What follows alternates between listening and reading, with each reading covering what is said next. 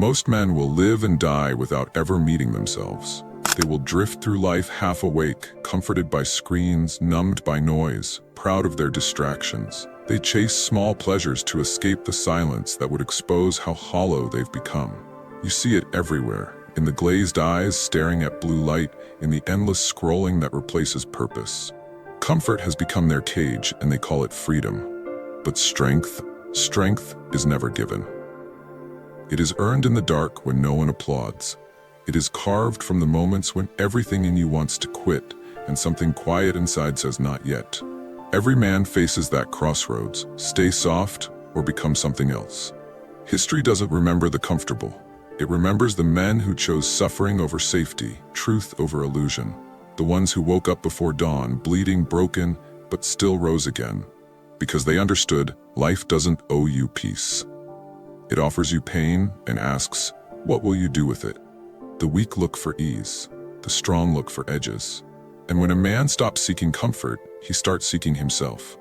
There's a kind of fire that burns only those who fear it. But if you walk through it, if you let it strip away everything false, what remains is unbreakable. There are 8 lessons that forge such men, 8 brutal truths carved from suffering, silence, and discipline. Each one demands a sacrifice. Each one burns away the illusion of weakness. And the first begins with the very thing most men run from: pain. Lesson 1. Pain is the teacher you avoid. Pain is the first gate every man must pass through, and most never do. They flinch at the sting, curse at the struggle, and spend their lives avoiding the very thing that could have made them strong. They call it bad luck, injustice, misfortune. But the truth is simple: it's not the pain that breaks them. It's their fear of facing it. Marcus Aurelius wrote, "If you are distressed by anything external, the pain is not due to the thing itself, but to your estimate of it." He understood what modern men have forgotten. Pain is not the enemy. Pain is information. It's the mirror that shows you who you are when the comfort is gone. Picture this: a man training alone in the rain. No music, no cameras, just the sound of his breath cutting through the cold. Every muscle trembles, every rep burns, every voice inside says stop. But he doesn't, because he's not there to win. He's there to learn. Pain becomes his teacher, showing him the edges of his endurance, the cracks in his discipline, the truth about his limits. You can't outthink pain. You can only outlast it. And in that endurance, something changes. Pain turns from punishment to wisdom.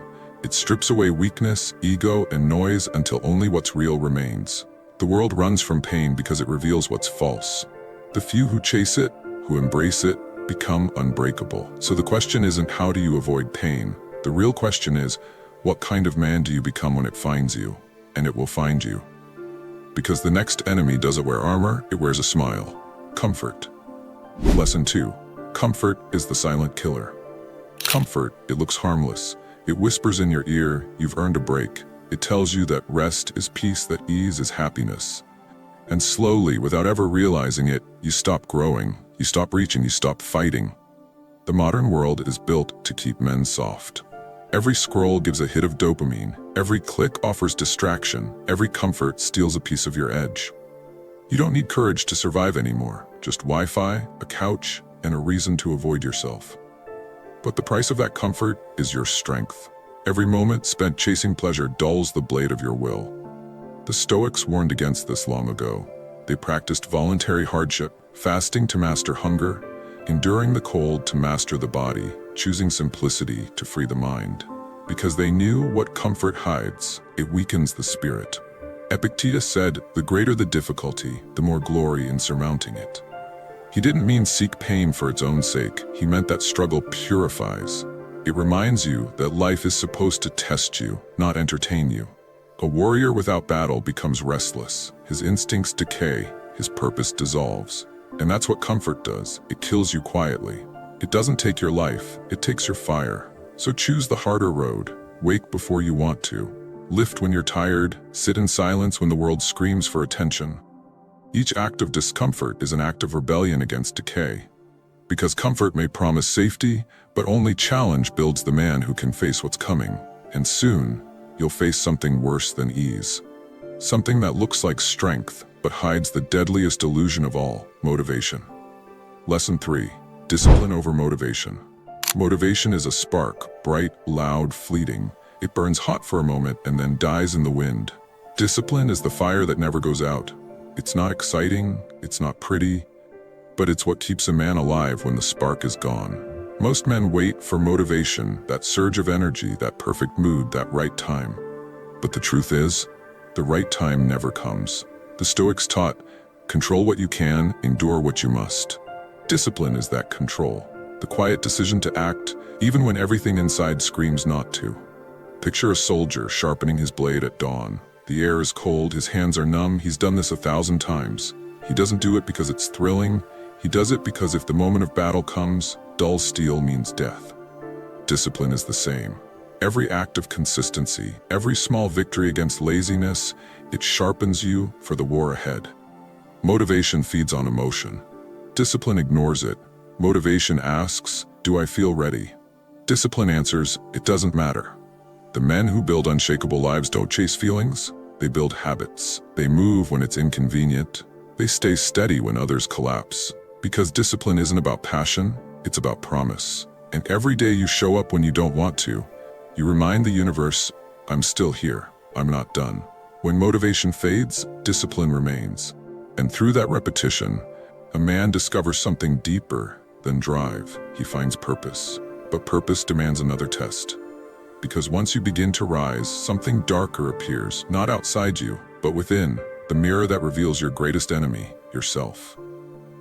Lesson 4. The mirror is your enemy.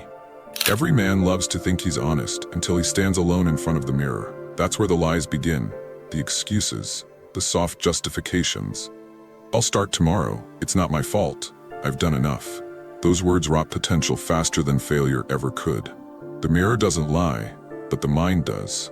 It edits, filters, excuses, anything to protect the ego. You tell yourself you're tired, overworked, misunderstood, but the truth sits in your chest like a stone. You've been avoiding the man you're supposed to become. Seneca wrote, "No man is more unhappy than he who never faces adversity, for he is not permitted to prove himself."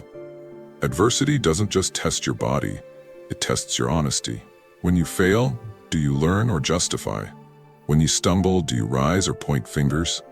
Most men defend their weakness like it's treasure. They'd rather protect their pride than repair their soul.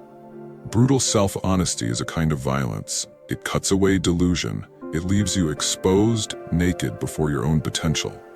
That's why so few attempt it. Because facing the mirror means admitting how far you've drifted from your purpose. But that confrontation is sacred. It's the start of rebirth. Only when you stop lying to yourself can you start rebuilding yourself. The mirror isn't your enemy, it's your teacher. The reflection doesn't mock you. It reminds you of what's possible. A man who faces his reflection without flinching becomes dangerous because he's real. And nothing is harder to destroy than a man who no longer hides from himself. But to face that reflection completely, you must learn to stand alone, in silence, without distraction, without escape. Lesson 5. Solitude builds the spine. Most men today can't stand to be alone. The moment silence appears, they reach for a screen. They fill the quiet with noise, opinions, and validation, terrified of hearing their own thoughts. But solitude isn't emptiness. It's the forge where a man meets himself without disguise. The Stoics sought it deliberately. They withdrew from crowds not out of arrogance, but to see clearly. Because the noise of the world makes it easy to forget who you are. In solitude, there's no applause, no judgment, no mask, only the truth that waits beneath distraction. Picture a man walking through darkness. No lights, no guidance, just his breath echoing in the cold air. At first, he fears it, the isolation, the uncertainty. But slowly, the silence stops feeling like absence and starts feeling like power. He begins to hear something faint yet unmistakable, his own will. Solitude reveals whether your discipline is real or performed. It strips away the image of strength and tests the substance of it. When no one is watching, when no one cares, do you still rise? Do you still live by your code? A man who learns to be still in solitude becomes untouchable. Because once you can command your mind in silence, the chaos of the world loses its grip on you. But to master silence completely, you must face the next trial, the storm that lives within you, emotion. Lesson 6. Detachment is power. They insult you, betray you, test you, and wait for your reaction. That's how the world feeds. It wants your rage, your fear, your loss of control. But the man who learns to remain still in the storm owns the storm. Detachment isn't apathy, it's command. It's not about feeling nothing, it's about letting nothing rule you. Seneca said, "We suffer more in imagination than in reality." And he was right. Most of your pain doesn't come from what happens, but from the story you tell yourself about it. Picture a man standing in the center of chaos. Voices rising, tempers flaring, accusations flying, yet his eyes don't move. His breathing stays slow. Inside him, a quiet understanding. This moment doesn't deserve my peace. That calm is not weakness, it's discipline. The Stoics believed emotion is natural, but reaction is a choice. Every insult is an invitation to lose yourself. Every test, a chance to prove you've mastered yourself. When you choose silence over fury, clarity over pride, you win a battle few ever see. Emotional control isn't about suppressing life, it's about channeling it. You feel everything, but you decide what leads you. And once you can detach from chaos, you begin to sense something deeper. Not just calm, but clarity. The awareness that every breath could be your last, and that truth changes everything. Lesson 7. Death is the final mirror. Every man lives as if he has time, as if tomorrow is guaranteed. But death walks beside you from the moment you're born. Each sunrise is a step closer to the last. You are dying every day, act accordingly. The Stoics called it memento mori, remember you must die. Not as a warning, but as a command to live. Because when you remember death, fear loses its grip. The petty worries, the fragile pride, the endless comparison, they all dissolve under the weight of truth. Picture a man standing before the mirror staring into his own eyes. Behind the reflection, he sees not age or failure, but the countdown he's been ignoring. Suddenly, time becomes sacred. Every breath, a gift. Every moment wasted, an insult to the finite. Death is not the enemy. It is the teacher that strips life of illusion. It tells you what truly matters: virtue, discipline, love, purpose. Everything else is noise. When you accept death, you stop pretending to live forever, and you finally start living fully. Because the man who walks with death at his side walks with purpose burning in his chest. But even purpose has a rival, the seductive comfort of pleasure. Lesson 8. Purpose over pleasure. Men don't fall because they are weak. They fall because they forget why they rise.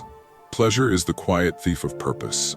It lures you with comfort, numbs you with ease, and convinces you that peace can be bought with indulgence. But the moment a man starts living for pleasure, he stops living for meaning.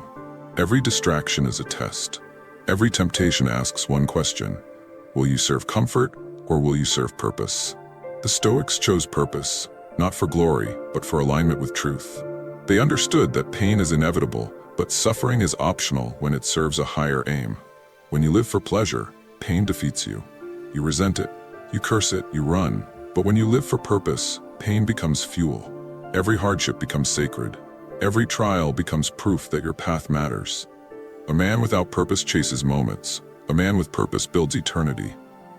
So ask yourself, what are you serving? Comfort, approval, or the mission that outlives you?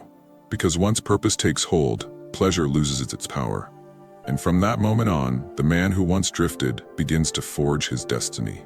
And that forging, that transformation, is what creates the unbreakable. A man begins soft, chasing comfort, hiding from pain, enslaved by his emotions. But through trial, through fire, through solitude and discipline, something inside him changes. Each hardship becomes a hammer, each failure a strike against the steel of his soul. Slowly, the weakness burns away, and what remains is not fragile, but forged. He has learned to suffer with purpose, to act without applause, to stand calm in chaos. Pain became his teacher, comfort became his enemy, discipline became his weapon, solitude became his sanctuary, and death, his reminder to live with urgency and virtue. Every scar on his body tells a story. Every silence he endured hardened his will. The storms that once broke him now polish him. He no longer chases pleasure, he pursues meaning. Marcus Aurelius said, "Waste no more time arguing what a good man should be one." And that's what the forged man becomes. Not perfect, not invincible, but unbreakable. Because the unbreakable man isn't born through luck or talent. He's built, one painful, deliberate choice at a time. But even the forged must remember, the fire never dies. The test never ends. Only the student changes. These are not tips, they are trials, and every man must walk through them alone.